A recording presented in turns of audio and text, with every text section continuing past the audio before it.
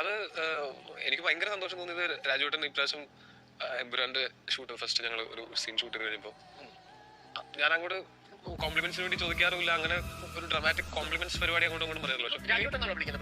ആ അത് എനിക്കൊരു ചേട്ടൻ സ്ഥാനത്തുള്ള ഒരാളാണ്. ഞാൻ അങ്ങനെ തന്നെയാണ് പുള്ളി കാണുന്നത്. അപ്പോൾ പുള്ളിൻ്റെ അടുത്ത് പറഞ്ഞു ഭയങ്കര ഇമ്പ്രൂവ്മെന്റ് ഉണ്ടോ.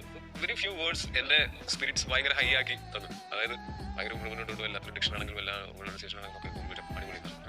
Thank you.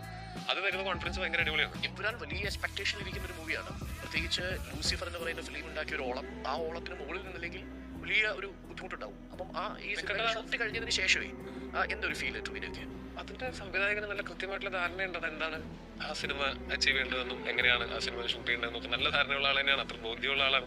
അതാണ് അതിൽ അഭിനയിക്കുന്ന എനിക്കൊന്നും ഒരു ടെൻഷനില്ല. ആ പുള്ളി അത് പ്രോപ്പറായിട്ട് ചെയ്തിട്ടുണ്ട്.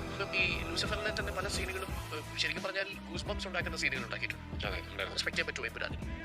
ഉറപ്പായിട്ടും ഉണ്ടാവേണ്ടതാണ്. ഇപ്പോൾ ഗൂസ് ബംസ് ഉണ്ടാവില്ലെന്ന് പ്രേക്ഷകർ തീർത്ത് കണ്ടിട്ടാണ് അറിയേണ്ടത്. പക്ഷെ അതിനുള്ള പരിപാടികളൊക്കെ ആ സിനിമയിലുണ്ട്. പൃഥ്വി എന്നൊരു ഡയറക്ടർ, അതേപോലെ